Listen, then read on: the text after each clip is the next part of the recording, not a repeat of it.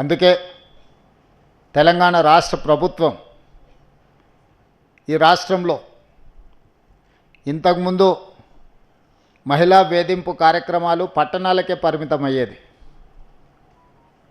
లేదా కొన్ని కళాశాలలోనో లేకపోతే పబ్లిక్ ప్లేసెస్లోనో మహిళలు వేధింపులకు గురయ్యేది. సాంకేతిక పరిజ్ఞానం పెంపొందిన ఈ సమయంలో cyber crime, social media also is playing a crucial role in harassment of women. Here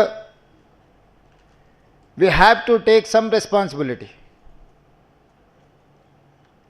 We have to correct ourselves.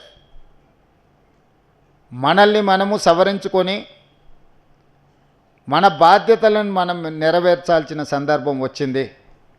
ఇంతకుముందు ఉన్నతాధికారులు మాట్లాడుతూ అమ్మాయిలు ఇంట్లో నుంచి బయలుదేరినప్పుడు జాగ్రత్తగా ఉండను, లేకపోతే ఏదైనా తప్పు జరిగితే అమ్మాయిలనే తప్పు పట్టడమో, ఇలాంటివన్నీ మన వ్యవస్థలో వేళ్ళూనుకున్న ఒక దుష్ట సాంప్రదాయం.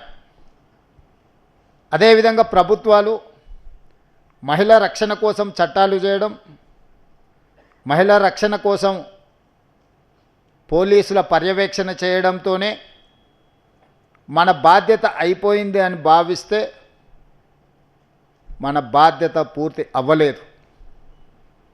ఈరోజు సమాజంలో ఉండే మనము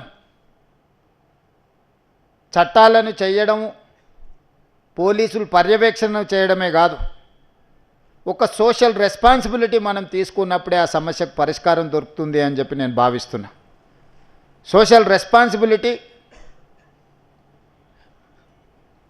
మన కుటుంబ సభ్యులను ఎవరైనా వేధింపులకు పాల్పడ్డప్పుడు, మన కుటుంబ సభ్యులకు చదువుకునే కళాశాలలోనో, ఉద్యోగం చేసుకునే ప్రాంతంలోనో, లేదా పబ్లిక్ ప్లేసెస్, రైల్వే స్టేషన్ కావచ్చు, బస్ స్టాండ్ కావచ్చు, ఇంకెక్కడైనా సినిమా హాల్ కావచ్చు, ఎక్కడికైనా వెళ్ళినప్పుడు మన కుటుంబ సభ్యులకు జరిగే అసౌకర్యం కానీ అవమానం కానీ మనం ఏ విధంగా ఆలోచన చేస్తామో ఇతర ఆడపిల్లల పట్ల కూడా మనం అదే విధంగా ఆలోచన చేసి దానికి అవసరమైన నివారణ చర్యలు తీసుకోవాలని చెప్పి తెలంగాణ రాష్ట్ర ముఖ్యమంత్రిగా మీ అందరికీ సూచన చేస్తున్నా నేను.